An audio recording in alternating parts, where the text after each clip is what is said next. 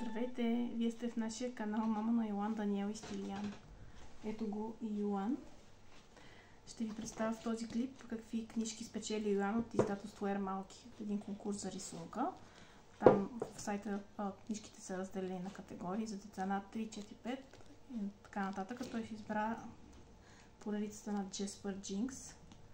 И ето това са книжките. Jasper Jinx, Миши бъркотии.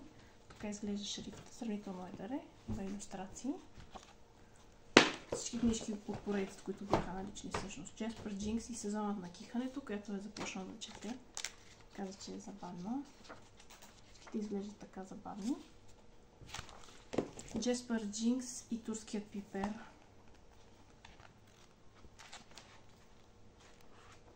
Имат илюстрации черни на някои места и шрифтът е така и лесно за четене. Jasper Jinx и вкусното похапване и Jasper Jinx, най-добрият приятел на Jasper Jinx. За Дани и Тити взехме няколко книжки, Патето меко и Пътешествие. Тази книжка ми прави впечатление, че има много хубави илюстрации. Вече започваме да им четем. Те си имат любими за приключенията на Марти, но вече почваме да четем и нови книжки, защото едно и също, нали, да се повтаря не е хубаво. Много красиви илюстрации според мен и сладички. Лятната ваканция, тя са твърди корици. Пак според мен е подходяща и за възраст 2-5 години, да кажем. Има хубави. Няма много текст, точно книжка за по-малки деца е. Илюстрациите отново са симпатични, много сладички.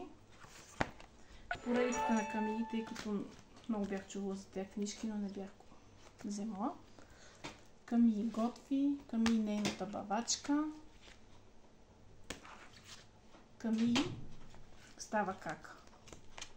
Отново с малко текст, точно подходящи за тази възраст, на която е Тити, 2,5-3 годинки според мен.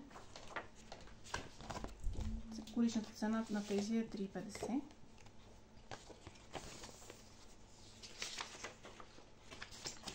Много хубава книжка също избрах. Островът на приключенията с твърди корици. Хода беличка е с 110 страници. Вътре много илюстрации. Текстът не е чак толкова много. Илюстрациите са пак са отново много красиви. Книжката е много прекрасна от мен. Също не сме прочели цялата, но изглежда много хубаво и цената е от 18 лева. И една коледна книжка, най-хубавите писма до дядо Коледа. Ще четем като наближи Коледа. Така съм решила аз. Тук има вярвам, че има повече текст. Всъщност не някакви места. Където имаше, но да, отново има много илюстрации. Текстът не е толкова много. Това са книжките. Исках просто да ви представя тези книжки. Това е издателство, ако някой попадне на сайта и така може да добие представя на тези книжки по-близка. Ако искате да виждате още от нас и от нашите клипчета, се абонирайте за канала ни и желая ви хубава вечер!